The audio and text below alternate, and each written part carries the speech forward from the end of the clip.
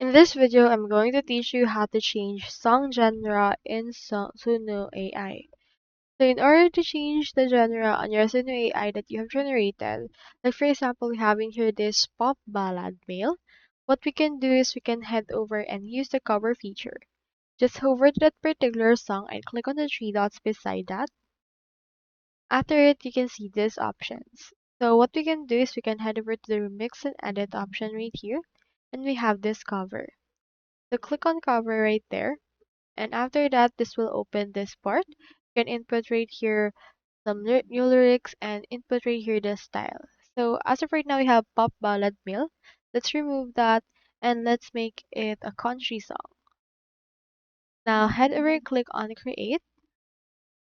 And after that, this will create a country song based on to this one that we have created.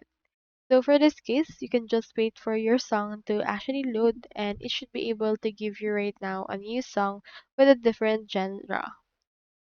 So that's all there is today and I hope this video helped you.